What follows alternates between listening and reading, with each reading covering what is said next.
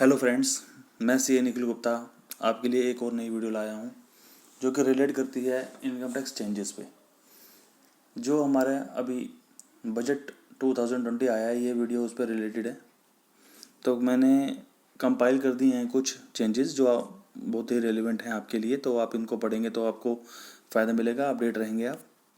तो शुरू करते हैं। जो पहला चेंज आया है वो आया है इनकम टैक्स स्लैब रेट्स के अंदर। जैसे कि आप पहले देखते थे कि पहला जो हमारी स्लैब रेट थी वो थी अप टू 2.5 लाख 0% टैक्स लगता था। 2.5 से 5 लाख तक 5% लगता था।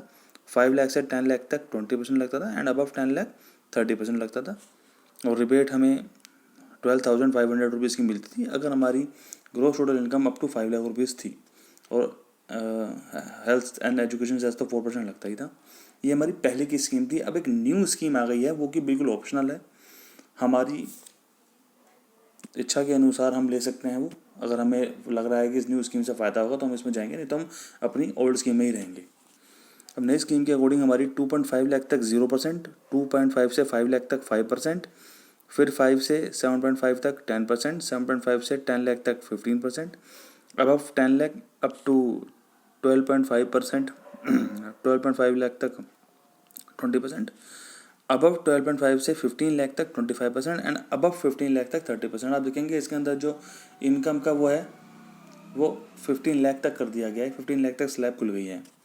और रिबेट हमारी 87A की 12,500 तभी मिलेगी जब हमारी ग्रोस टोटल इनकम 5 लाख रुपए तक होगी, अदरवाइज़ नहीं मिलेगी। और हेल्थ एंड एजुकेशन सेस 4% ही रहेगा। और ये जो स्कीम आई है वो फाइनेंशियल ईयर 2021 के लिए आई है। तो ये तो हमारा पहला चेंज हो गया। इसके कुछ एग्जांपल्स हैं, आप स्क्रीन में दिखा देता हूँ। जल्दी जल्दी से एग्जाम्पल कर लेते हैं, बहुत ही सिंपल हैं। 2 लाख तक कोई इनकम लगेगी नहीं जैसे पहला, और 3 लाख तक है तो 2.5 लाख तक कुछ नहीं है, 50,000 पे 5% लग जाएगा। 2.5 लाख तक 0% एंड नेक्स्ट 2.5 लाख पे 5% लग जाएगा अगर 5 लाख रुपये तक की इनकम है, 12,500। ये भी अगर एग्जाम्प्ट हो जाएगी अगर हमारी 5 लाख रुपये से इनकम और ज़्यादा नहीं होगी। तो अब 6 लाख पे लगाएंगे तो 2.5 लाख तक 0%, 2.5 लाख तक 5%, अब 5 लाख से ऊपर चला के स्लैब चेंज हो गई तो 1 लाख रुपये इस पर 10%, 10,000, टोटल टैक्स हो गया हमारा 22,500। अब अगर हमारा टैक्स, अगर इनकम हमारी 10 लाख होगा तो इसमें 4 स्लैब बनते हैं 2.5 लाख की। 2.5 लाख के 4 पार्ट बनते हैं। फर्स्ट पे 0%, 5, 10, 15 ये न्यू टैक्स रेजिम के अकॉर्डिंग है। तो टोटल हमारा टैक्स हो गया 75,000। इसमें रिबेट नहीं मिलेगी क्योंकि 5 लाख रुपये से ऊपर इनकी इनकम है 87A के अंदर। अब कुछ एग्जांपल हैं। अगर 11 लाख रुपए की इनकम है तो शुरू के 10 लाख पे तो पिछली पढ़ी लिया था हमने 37,500, और नेक्स्ट 10 लाख से ऊपर फिर स्लैब चेंज होगी 1 लाख रुपये से 20%, 95,000 रिबेट नहीं मिलेगी। नेक्स्ट एग्जांपल है 14 लाख रुपए की इनकम हो तो आप देखेंगे 10 लाख रुपीज़ के ऊपर हमारी स्लैब चेंज हो गई थी 20% की, तो 2.5 लाख पर 20% लग जाएगा 50,000, और नेक्स्ट 1,50,000 पे 25% लग जाएगा जो कि स्लैब चेंज हो गई है, इसमें रिबेट नहीं मिलेगी।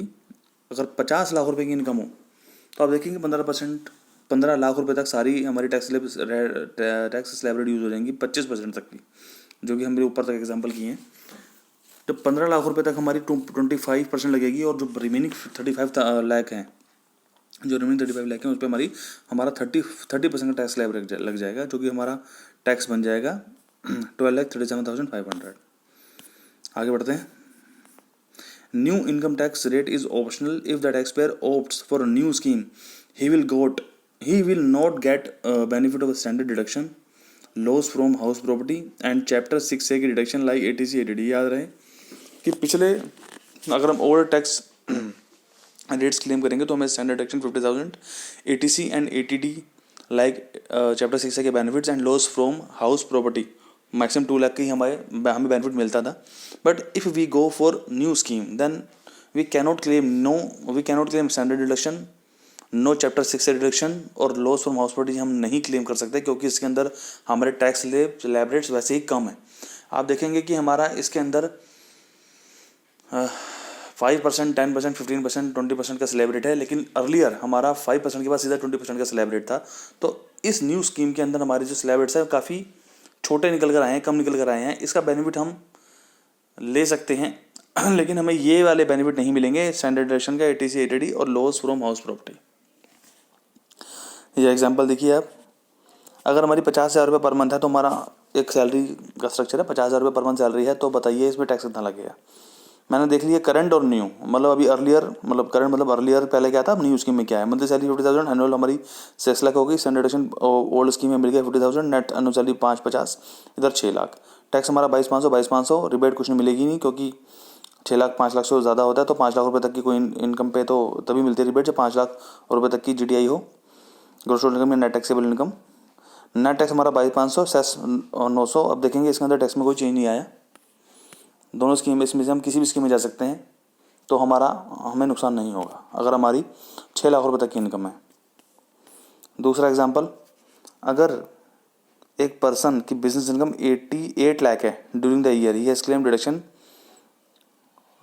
1,50,000 in section 80C, tax as per slab rate and new slab rate is as follows. अगर हमारी 8 लाख रुपये, पिछला एग्जाम्पल देखा था सैलरी के लिए, हमारे बिजनेस के लिए एनुअल, इसमें salary income, business income 8 lakh, गलती से एनुअल सैलरी लिख दिया है इन्होंने, कोई बात नहीं, हम इसको बिजनेस इनकम में लेके चलते हैं। बिजनेस इनकम 8 लाख रुपये है, स्टैंडर्ड डिडक्शन 50 कट गई, 7, 50 और 8, 750 हमारी ओल्ड सिस्टम में, न्यू सिस्टम में 8 लाख रुपये इनकम आई है। हम इसमें क्लेम भी के लिए 80C 150 की 80C क्लेम के लिए, इसमें डिडक्शन टोटल 150 आ गई, नेट टोटल इनकम हमारी 6 लाख रुपये आ गई, न्यू स्कीम में 8 लाख आ गई।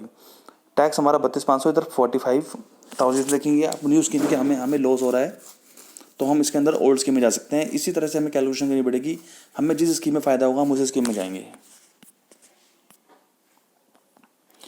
Surcharge rate for individual changes in case of income from sale of share, currently surcharge rate of, अब देखेंगे कि सेल ऑफ शेयर अगर हम करते हैं तो सरचार्ज के रेट में कुछ डिफरेंस आया है।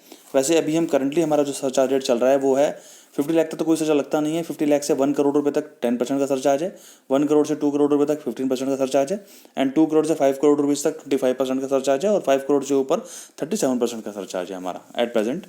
इन current year surcharge rate has been kept same, surcharge तो हमारा सेम रहा, but an exception has been provided for the income under section 111 short term capital gain on sale of shares and section 112 on long term capital gain. तो short term और long term की जो income थी अगर वो हम कर रहे हैं तो उसके लिए सरचार्ज हमारा कम हो जाएगा, सरचार्ज चेंज हो जाएगा। पहले क्या था, तो हमने रेट बढ़ी लिए ऊपर, अभी हमारा जो सरचार्ज के रेट हैं वो हो जाएंगे, अगर 50 लाख रुपए की इनकम है तो 0, 50 से 1 करोड़ 10, 1 से 2 करोड़ 15, 2 से 5 25 और अबव 5 करोड़ 37। अब शेयर्स के लिए अलग स्लैब रेट है इसके अंदर, जैसे गलती से 15 लिख दिया है, 12 ये तो 0, 10, 15, 15, 15 की जगह 12, 12, 12 कर लीजिएगा। ये चेंज है सरचार्ज के अंदर। एक नया सेक्शन एंटर हुआ, section 190O on TDS by e commerce operators. पहले क्या था सर, ई कॉमर्स ऑपरेटर्स जो था TDS नहीं काटते थे। मैं एग्जांपल दे के समझाता हूँ, पहले मैं इसकी समरी पढ़ लेता हूँ। Suppose a dealer sells his goods online through e-commerce operator like Flipkart, Amazon. Customers pay Flipkart, Amazon and Amazon pay to dealer after deducting its charge. Now Amazon will also deduct 1% TDS if amount paid is more than 5 lakh. इसमें sir ये आ गई, मान लीजिए customer पहले क्या करता था, customer ने अगर ऑर्डर दिया अमेज़ोन को और अमेज़ोन ने डीलर से बोला कि अब माल पहुंचा दीजिए, तो कस्टमर पेमेंट करता था अमेज़ोन को, अमेज़ोन करता था डीलर को। तो पहले क्या करता था, अमेज़ोन खाली अपनी कमीशन काट के डीलर को पैसे देता था, लेकिन अब एक प्रोविजन आ गया, अगर आप डीलर को 5 लाख रुपए की पेमेंट कर रहे हैं तो वो अपनी कमीशन के साथ साथ TDS काटेगा, वो भी 1% का। अगर 5 लाख रुपए तक की पेमेंट कर रहे हैं, 5 लाख रुपए की कट ऑफ लिमिट है, 5 लाख रुपए की अगर पेमेंट करते हैं तो 1% TDS काटेगा। अर्लियर देख लीजिए, if no TDS, if TDS applicable under section 194O, तो सेल थ्रू अमेज़ोन, कस्टमर ने 1 लाख रुपए की, कस्टमर ने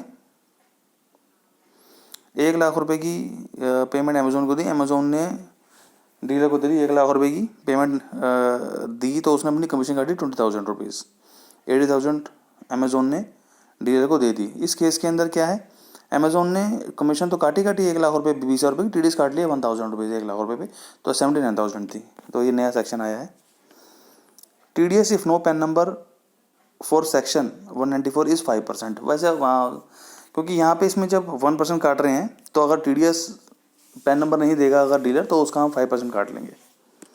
अर्लियर क्या था, नॉर्मल सेक्शन के अंदर क्या होता है 194C J H के अंदर अगर पैन नंबर नहीं होता तो 20% काटते हैं, क्योंकि उनका टैक्स रेट थोड़ा ज़्यादा होता है। 194J में 10% होता है, H में 5% होता है, C में कॉन्ट्रैक्टर में 2% होता है, तो उसका 20% कटता है।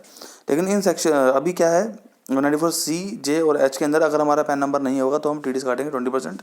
एक नया सेक्शन जो अभी आया है 194O के अंदर, इसमें अगर पैन नहीं होगा तो हम 5% काटेंगे, क्योंकि सब वैसे टैक्स 1% है, तो इसका TDS अगर पैन नंबर नहीं देगा वो तो हम उसका 5% काटेंगे। Due date for ITR and audit report made different earlier if, इसमें ITR और ऑडिट रिपोर्ट की डेट में भी कुछ चेंजेस आए हैं। Earlier for those business whose accounts were required to be audit, due date for audit and ITR was same.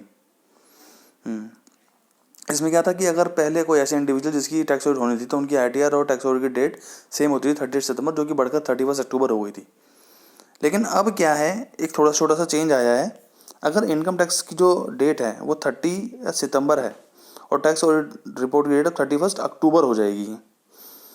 Tax audit report की date तो 31 अक्टूबर थी, लेकिन ITR की डेट अब 1 महीना पहले हो जाएगी, before the tax audit report, income tax return की जो डेट है। लेकिन now due date for both have been made different, audit report had to be filed 1 month before ITR date. तो ITR डेट अगर 30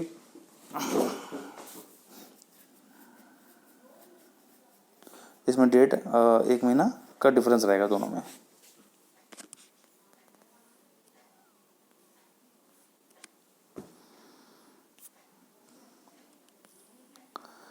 इसमें now 2 rates for TDS under section 194J।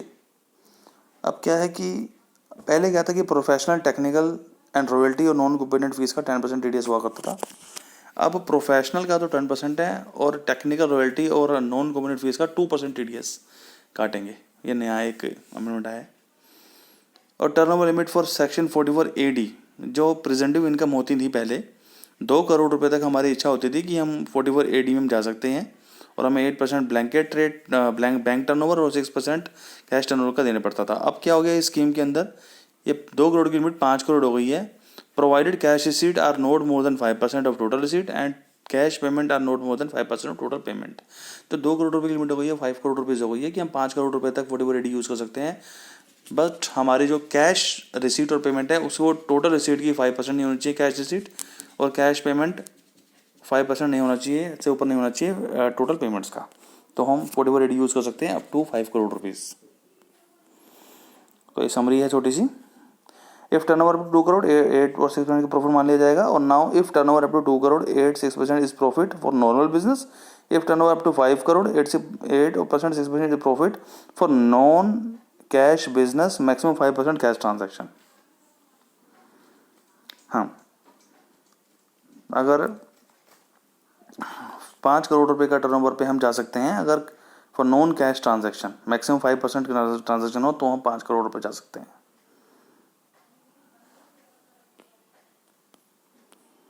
Who is required to deduct TDS? TDS is now to be deducted in case of turnover more than 1 crore, in case of proprietorship business,